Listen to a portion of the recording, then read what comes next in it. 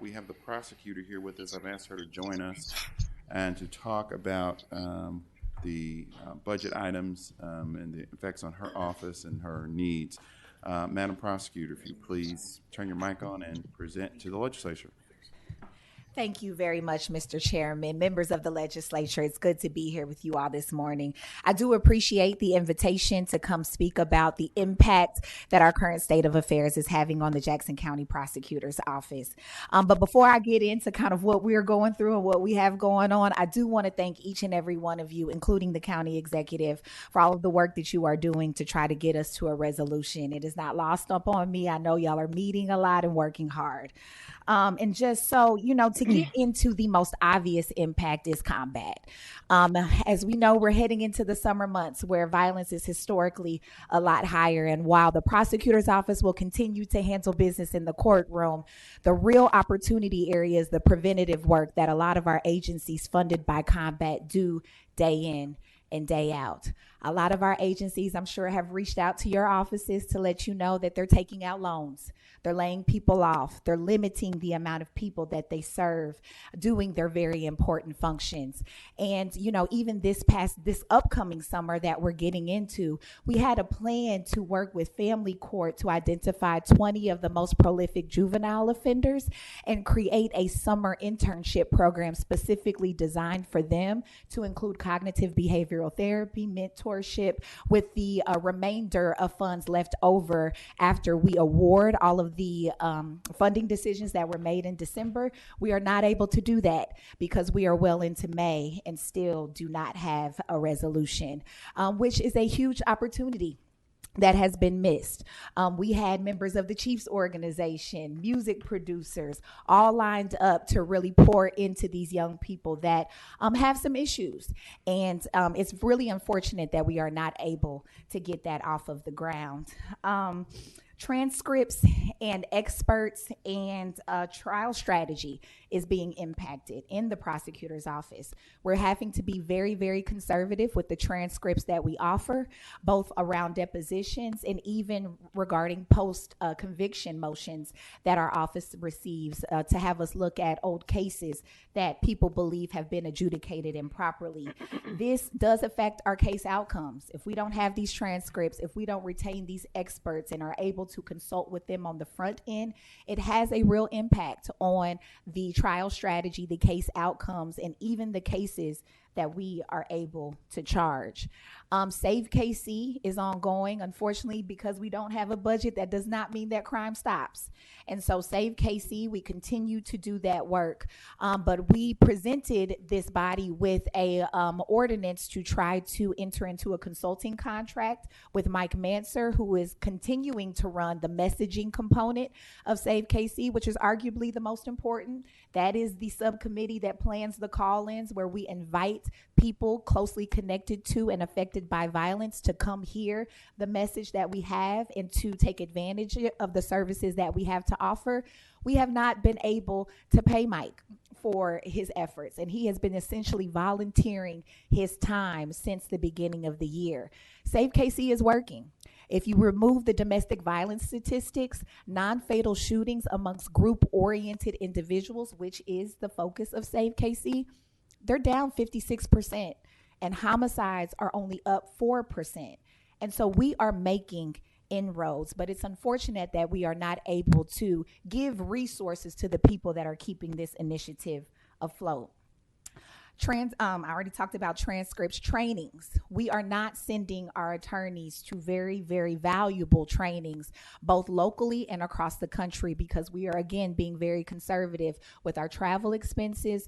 And these legal trainings can be expensive, especially when you're talking about out of state. I know that we have a huge trial set regarding the death of Drexel Mack and Officer Cody Allen. It is a death penalty case. We really would love to send our trial team to the capital death penalty training hosted by the American Prosecutors Association. That is in Washington, D.C. At this point, we are not able to do that.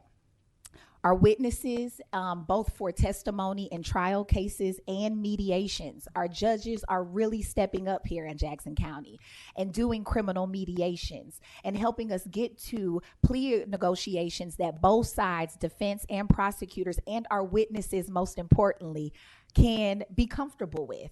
Well, we are not able to do those mediations in person. And that is really a disadvantage and a disservice to the victims, because part of the whole reason we do mediations is so that the victim and the defendant have an opportunity to have a restorative conversation, and the judge leads those individuals to a plea agreement that everybody can live with. Not being able to do those in person makes them a lot less effective, and it is a tool that we have seen great success utilizing, but it's not being able to be utilized to its full muster right now because we cannot do them in person. I also spoke about depositions. We are not able to do those in person to the degree that we would like to. And then lastly, our investigators that help us find our witnesses and help us find key people that we need to obtain these convictions. One of their vehicles is down and it is unable to be serviced because there is not a contract in place with an auto servicing agency. And so this really encompasses some of the issues that we are continuing to experience.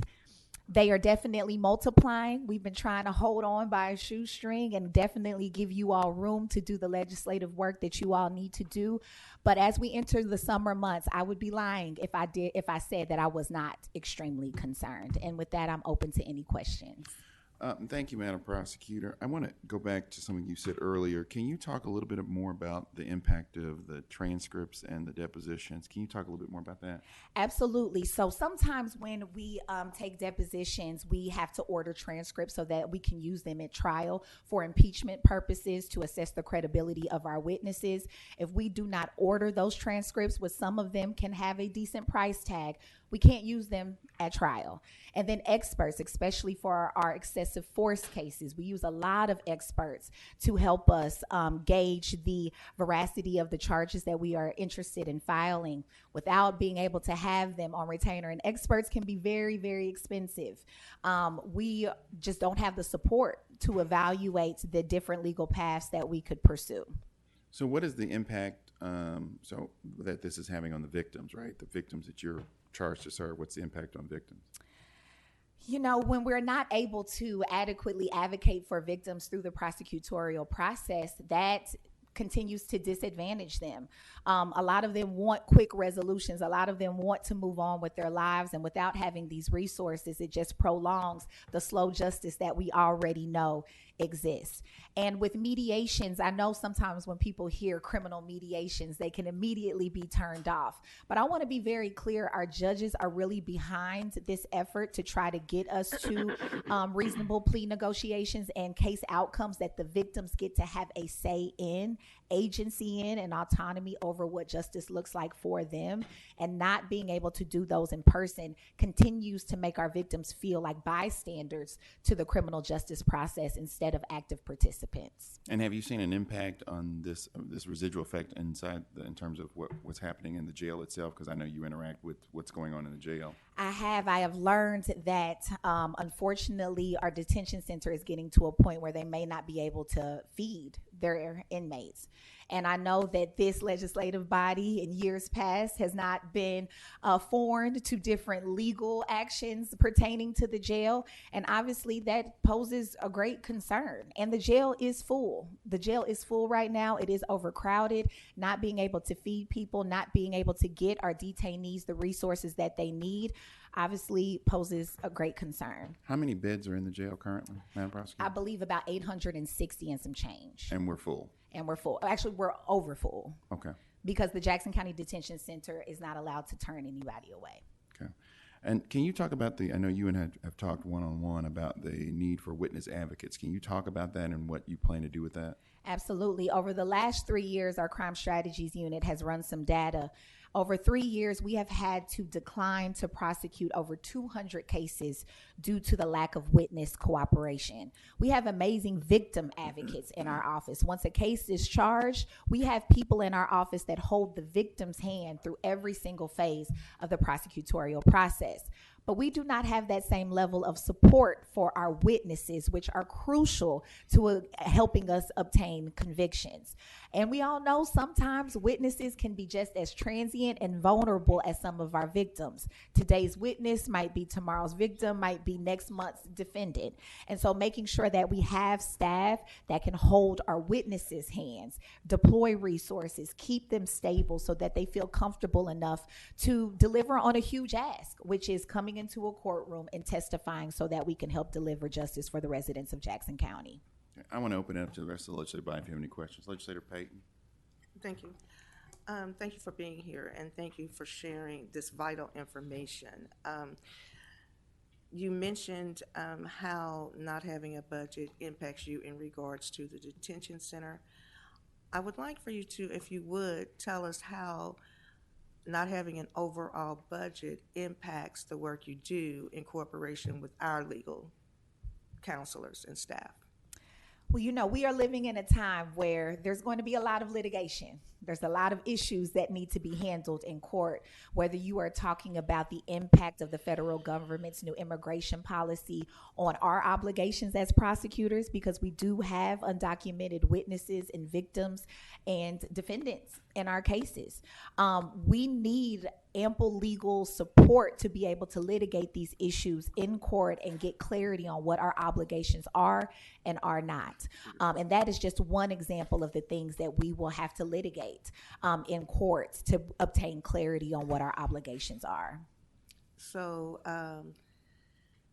by our counselors, Jackson County counselors that work in administration, by not having a budget, it does, I mean, you use them sometime because of litigation and what have you. We use them often. I mean, I just had a meeting with some of our county counselors about 2 current lawsuits that I am intricately involved in, the Planned Parenthood lawsuit as well as the library case. We need a well-resourced, well-staffed county counselor's office to support our work and give us the legal backing so that we can continue to do what we do in the prosecutorial lane.